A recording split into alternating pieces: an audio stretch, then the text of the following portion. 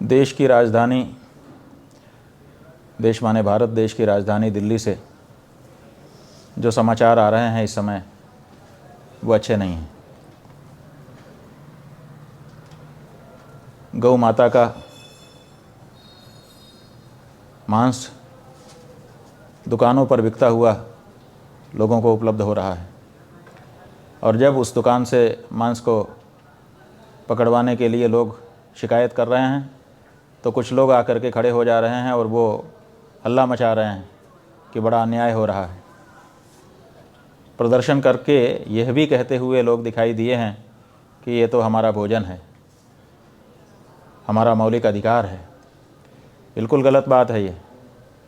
जिस वस्तु से आप ही के देश के किसी व्यक्ति का हृदय जुड़ा हुआ है, जो किसी की आस्था का केंद्र है, जिसके प्रति हमारे हृदय में श्रद्धा भरपूर भरी हुई है, उसको आप अपने भोजन की प्लेट का अंग नहीं बता सकते हैं।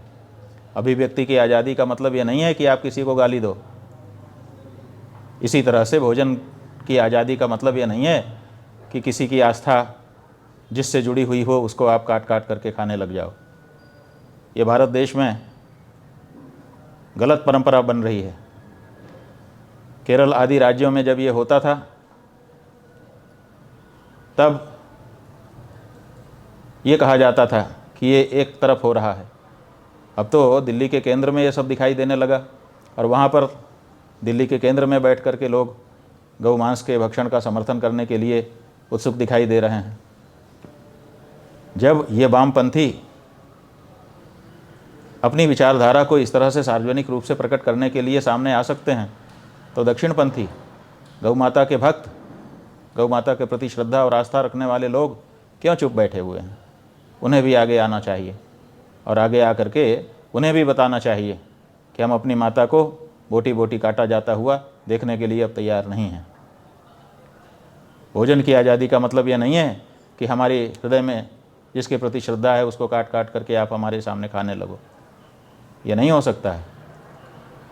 जब से हमको दिल्ली के हमारे परम गौभक्त क्षितिज शंकर पांडे जी ने ये सूचना दी है, हृदय में हमारे पीड़ा है और इसीलिए हम ये कहना चाहते हैं कि कानून बिना हाथ में लिए लेकिन दृढ़ता से गौ भक्तों को भी अपनी बात कहने के लिए आगे आना होगा। जहाँ तक हमने सुना है, कल दोपहर माने रविवार की दोपहर दिल्ली में गौ भक्तों का भी प्रदर्शन है। हम चाहेंगे कि उसमें गौ भक्त बड़ी संख्या में सम्मिलित होकर के गौ भक्तों की भावना को भी दिल्ली सरकार के सामने रखें और केंद्र सरकार के सामने रखें। दिल्ली की सरकार और केंद्र की सरकार इस मामले में दृढ़ता से आगे आए और हम गौ भक्तों की भावना का संरक्षण करें, अन्यथा पीड़ा गहराती जाएगी जिसका कुफल ही होगा, सुफल नहीं हो सकता है। गौ माता की जय।